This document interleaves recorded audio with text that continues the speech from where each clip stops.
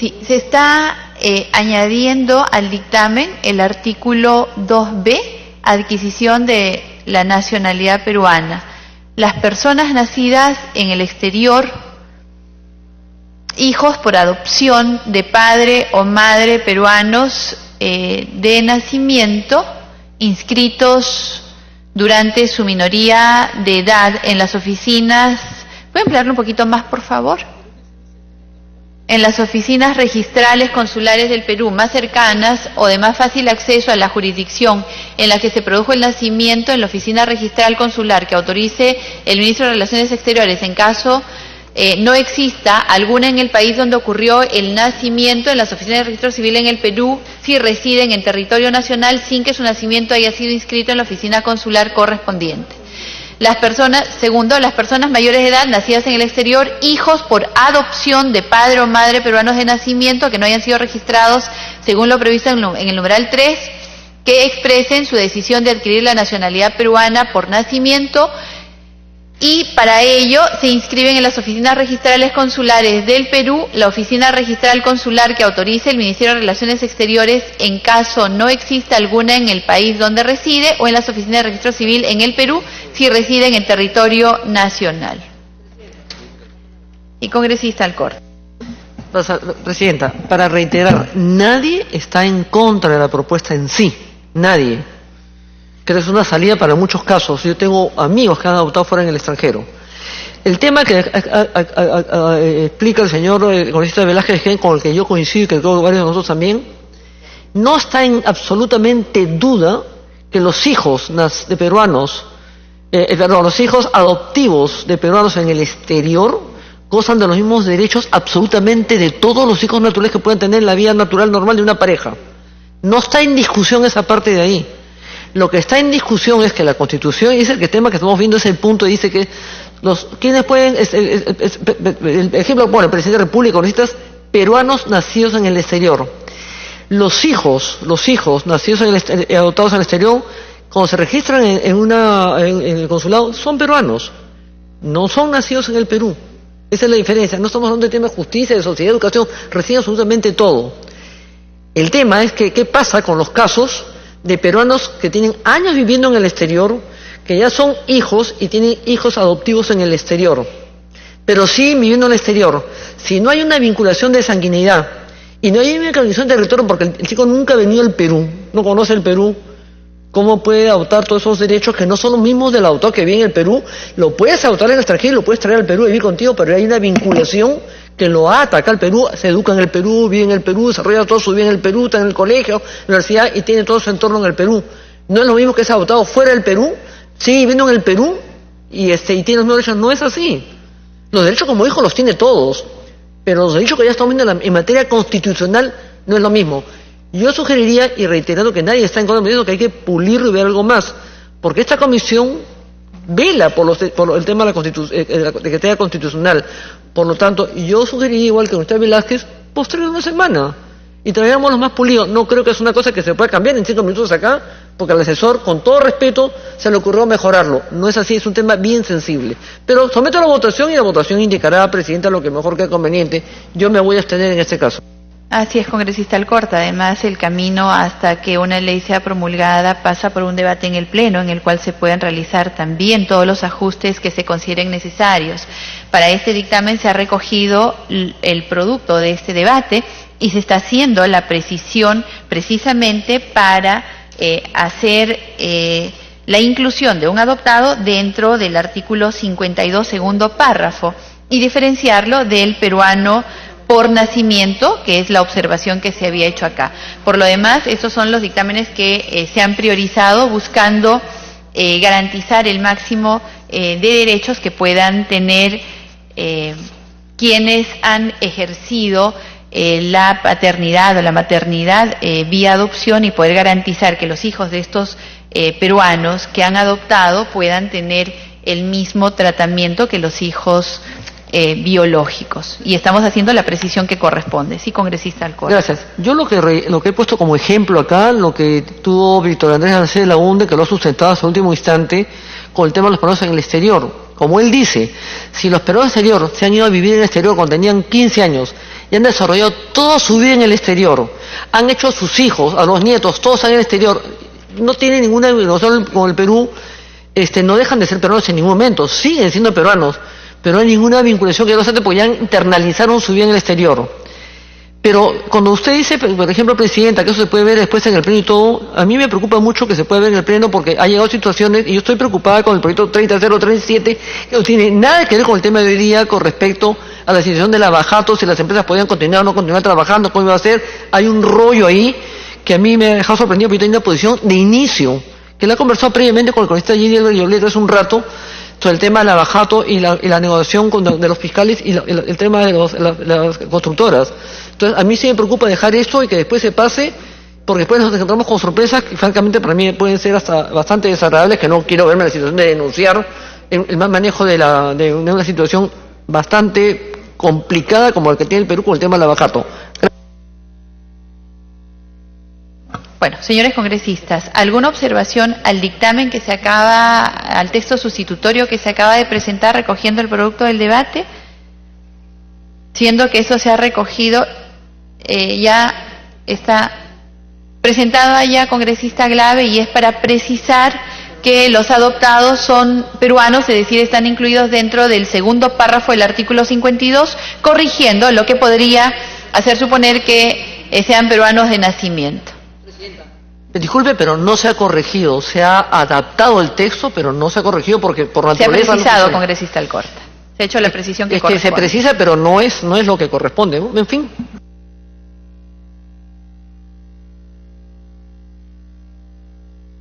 Por favor, visualice el artículo 2. El 2A.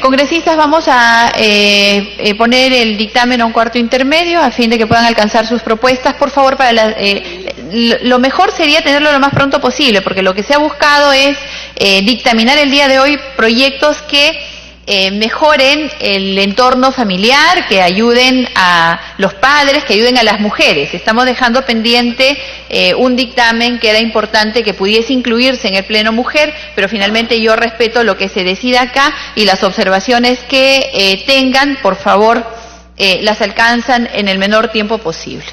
Presidenta, pero un comentario, si me permite. Yo congresista Alcorta, sí es para abonar sobre el dictamen en sí mismo, es y vamos a seguir debatiéndolo dictamen, Presidenta, porque el argumento que usted acaba de dar, con todo respeto, que se trata de solucionar y mejorar el tema, no necesariamente lo que queremos es justamente pedirle que haga un cuarto intermedio para hacerla bien las sustentaciones que tiene que hacer, no forzando la situación, no forzando la Constitución, no acomodándola. Es una opinión que tiene que ser respetada de la Presidencia hasta nosotros y nosotros a usted también. Por eso que estamos en el ente, porque estamos discrepando. Pese a que estamos de acuerdo con la propuesta, pero hay que hacer las cosas bien constitucionalmente. Esto merita, creo, un cambio constitucional inclusive. Gracias. Debate del predictamen del proyecto de ley 2949, mediante el cual se propone la ley de reforma constitucional que establece la imprescriptibilidad de los delitos contra la humanidad, crímenes de guerra y los delitos sexuales en agravio de menores de 14 años. Señores congresistas, tenemos el debate del predictamen de ley 2949 presentado por el Poder Ejecutivo. El predictamen que se les ha distribuido propone modificar la Constitución Política del Perú, estableciendo la imprescriptibilidad de los crímenes contra la humanidad, genocidio, crímenes de guerra y delitos sexuales en agravio de menores de 14 años, el Código Penal y el Código Penal Militar Policial. Para tal efecto, se propone la incorporación del inciso 23 al artículo 139 de la Constitución Política del Perú, disponiendo expresamente que la acción penal es imprescriptible tratándose de crímenes contra la humanidad, genocidio y crímenes de guerra. También es imprescriptible tratándose de delitos que afectan la indemnidad sexual de menores de 14 años conforme a ley. Asimismo, con la finalidad de que nuestro marco legal se ajuste con la presente reforma, se propone modificación del Código Penal y del Código Militar y del Código Penal Militar Policial. Señores congresistas, en debate el predictamen del proyecto de ley 2949. Se ofrece el uso de la palabra. Congresista Wilca. Gracias, Presidenta. En primer lugar, quiero expresar, Presidenta, mi preocupación, porque este dictamen, si bien es cierto, aborda diferentes aspectos en relación a la imprescriptibilidad. Uno de los que está tocando tiene que ver con la prescripción de los delitos vinculados a la libertad sexual. Entonces, sobre este tema, como bien se ha referido, ya ha habido una modificación que este Parlamento ha aprobado, la hicimos el año pasado. De hecho, fue un dictamen muy comentado porque no solamente abordaba el tema de la prescripción, sino además el endurecimiento de las penas, en fin, y se demoró porque a última hora se incorporó otro aspecto que no tenía necesariamente que ver con el centro del debate. Pero digo esto porque ahora lo que se está planteando en este dictamen es retroceder algo que ya se había aprobado. Está planteándose en concreto que la prescripción alcanza únicamente cuando los delitos son cometidos contra menores de 14 años. Esto puede parecer, obviamente es importante, proteger a las víctimas más vulnerables, pero ¿qué pasa con los menores de 18 años? Las menores de 18 años, las mujeres jóvenes, adolescentes violentadas a partir de esa edad tienen que tener un nivel de protección. Una adolescente de 16 años no es que va a ir corriendo a denunciar si es que ha sido violentada sexualmente o violada sexualmente. Entonces se está planteando esa modificación que no nos parece correcta. Por supuesto también hay un sector que queda desprotegido, que son las mujeres adultas. No todas las mujeres adultas tienen la posibilidad de sentirse seguras y acudir a una denuncia. Permitir que prescriba como si fuera cualquier otro delito común no es correcto y, como digo, ya plantea un retroceso sobre algo que discutimos. Previamente hubo esta modificación que se señala a nivel penal y con esta modificación constitucional la verdad que lo que estaríamos haciendo es retroceder en este debate que nos parece necesario. Y creo que además es significativo que esta modificación se plantee en esos términos, estando en la semana en la que se conmemora el Día Internacional de la Mujer. ¿Qué le decimos a las miles de mujeres que son violentadas sexualmente en nuestro país y que la verdad no hemos podido desarrollar pues todavía una cultura en la cual el acceso a la justicia esté garantizado? Muchas aún no van a acudir a denunciar.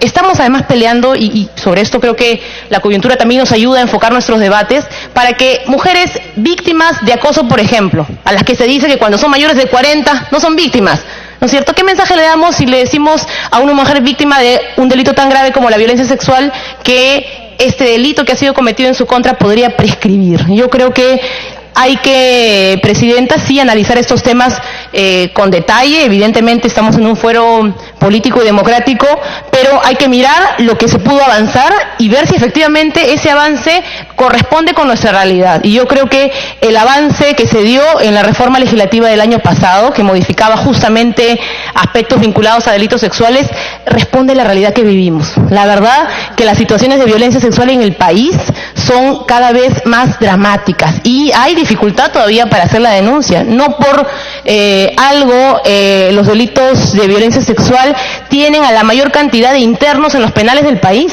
Esto se ha vuelto una especie de situación generalizada que hay que empezar a abordar desde varios lados y por supuesto uno de ellos debe ser la garantía para las víctimas de que en cualquier momento obviamente puedan acudir a un proceso debido a nivel del sistema de justicia y demostrar ahí si es que efectivamente hay una responsabilidad que deba sancionarse. Entonces, Presidenta, nos preocupa muchísimo esta modificación, creemos que no corresponde con el momento grave de violencia que se vive en el país y por eso planteo que la Comisión o pueda revisar esta propuesta del dictamen. La verdad que valdría la pena que cada uno de los parlamentarios pueda tener, como digo, a la mano además la reforma que se hizo el año pasado y aterrizarla a lo que corresponde o inhibirse, porque este tema ha sido ampliamente discutido también. Gracias.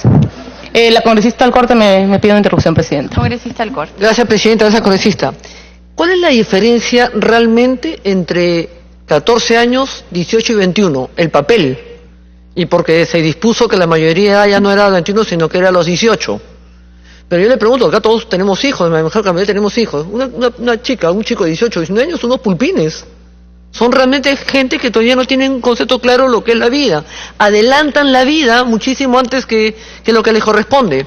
Entonces, yo creo que sí, yo coincido plenamente con lo que acaba de decir Indira Wilca, porque además yo no considero que hay una diferencia entre 18 y 21 años. en hombres y mujeres siguen siendo chiquillos, que no tienen claro conciencia de lo que es la vida. Pero si lo vemos en la calle, lo vemos todos los días en los noticieros. El caso, por ejemplo, el proyecto de ley al que hizo referencia la congresista Wilca, que los casos de violaciones hasta los 2 años no prescriban, ha costado sangre, sudor y lágrimas sacarlo. Lo planteamos hasta los 21 años, pero acá hubo una gran oposición, sobre todo el sector de hombres. Y luego se bajó a 18 y dije, bueno, pues por lo menos mayoría tampoco. Hasta que finalmente con mucho esfuerzo se logró a 14, hasta que nos metieron el tema de la castración, el señor que hoy día está acusado de acoso. Entonces la castración, ¿por qué? Y se pidió, yo pedí una cuestión previa, para que se vote por... Es que la presidenta está distraída, el asesor la distrae. Ya. ¿Para qué? Para que justamente en el caso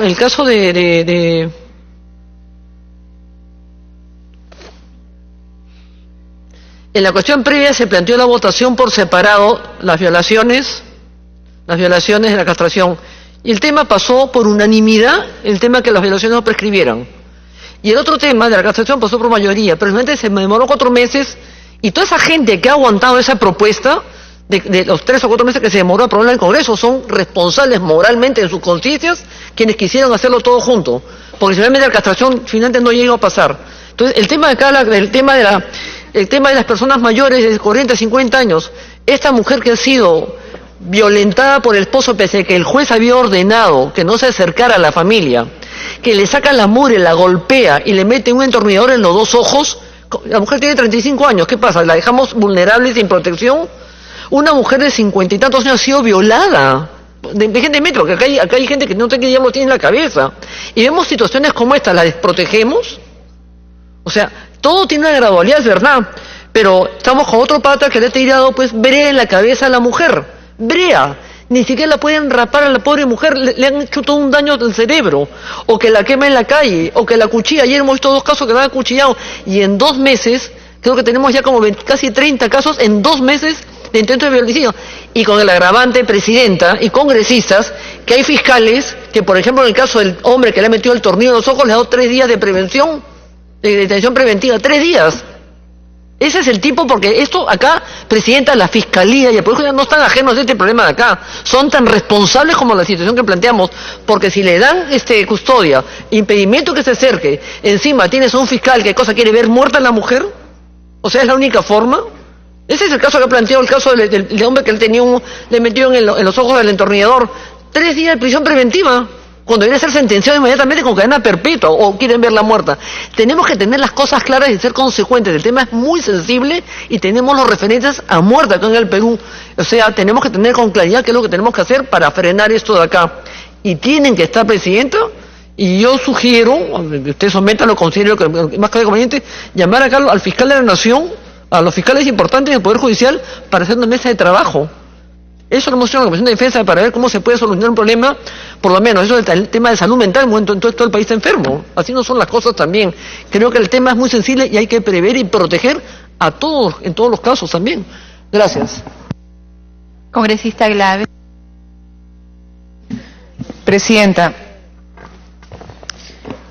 si el objetivo es lograr mejoras para mujeres en el marco del 8 de marzo, lo que tenemos que tratar es precisamente de avanzar frente a lo que las mujeres ya tenemos. Porque si lo que va a ocurrir es que retrocedamos frente a lo que las mujeres ya tenemos, no tiene ningún sentido usar el marco del 8 de marzo para aprobar este tipo de proyectos. ¿Por qué, Presidenta?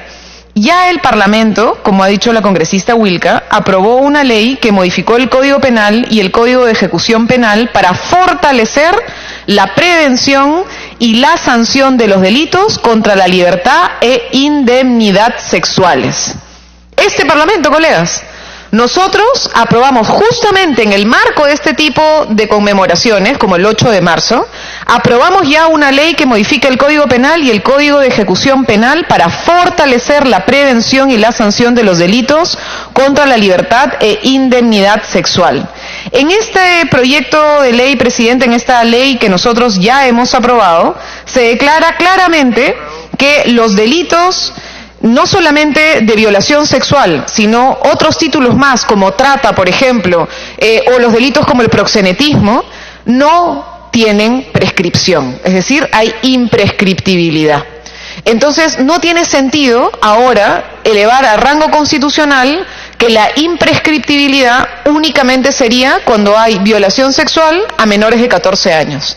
Porque entonces lo que estamos diciendo es que antes una mujer cuya libertad sexual ha sido violada en distintas maneras, podía, según la ley que aprobó el Parlamento, tener la posibilidad de hacer una denuncia posterior. Pero ahora con esta modificación lo que estaríamos diciendo es que volvemos inconstitucional esa norma, porque ya la imprescriptibilidad solo sería para los delitos de menores de 14 años. No tiene sentido. Sobre todo, además, Presidenta, en este momento todos nosotros hemos sido testigos de lo que está pasando en muchas de nuestras casas de estudio. En universidades, en la mía, por ejemplo, hay hoy todo un debate sobre la comisión de hostigamiento en la Universidad Católica y la discusión que se está teniendo incluso con la Defensoría Universitaria por un tema de sanción a un profesor que ha sido acusado de hostigamiento sexual. Y uno de los elementos, hablando con la responsable de la comisión de acoso, con la doctora Marisol Fernández, era que las alumnas muchas veces tienen miedo de denunciar, Presidenta. ¿Por qué? Porque tienen miedo, por ejemplo, de que las personas que van a tener que evaluar sus tesis, que van a tener que estar en sus tribunales para la sustentación, luego vayan a estar en su contra por haber presentado una denuncia. Porque denunciar no es fácil en este país. Mire usted, alguien denuncia y de pronto ya están persiguiendo a ver quién es la denunciante. Porque hay que tratar de ver quién es la denunciante, ¿para qué? Para destruir a la denunciante, eso es lo que suele ocurrir. Para que entonces no nos importe el mensaje, sino vamos directamente a destruir al mensajero que hizo la denuncia. Entonces, imagínese usted una estudiante de 20 años, 21 años, terminando su carrera, 23 años, terminando su carrera, que tiene un problema serio de hostigamiento sexual en la universidad. Y que tiene, por ejemplo, una carrera muy dura y vertical, no sé, derecho. Los colegas saben muy bien lo difícil que es que un estudiante consiga prácticas preprofesionales. Si resulta que los profesores son las que colocan a los estudiantes y a las estudiantes en las prácticas preprofesionales, tienen miedo de la denuncia, Presidenta. Entonces, muchos de los casos que hemos visto que ocurren en lugares de estudio, no solo en los colegios, sino también en las universidades, las denuncias aparecen 15 años o 20 años después. Cuando la persona se siente ya segura, una profesional que finalmente ya está instalada, y en ese instante hace una denuncia sabiendo que eso no va a afectar su desenvolvimiento profesional. Entonces, Presidenta, ya habíamos logrado eso. Justo el año pasado celebramos que este Parlamento le otorgaba a las mujeres la herramienta para poder denunciar, no importa en qué momento. Y ahora estaríamos retrocediendo, porque estaríamos aprobando un proyecto que reconoce la imprescriptibilidad únicamente cuando son delitos contra menores de 14 años. Ojalá, Presidenta, eso se pueda revisar, porque precisamente lo que queremos hacer es, en el Día de la Mujer, en el 8 de marzo, tener un debate en el Pleno Mujer que lo que haga es generar avances hacia lo que es la participación de la mujer, hacia lo que es la protección de las mujeres, hacia lo que es una verdadera igualdad entre hombres y mujeres. Gracias, Presidenta.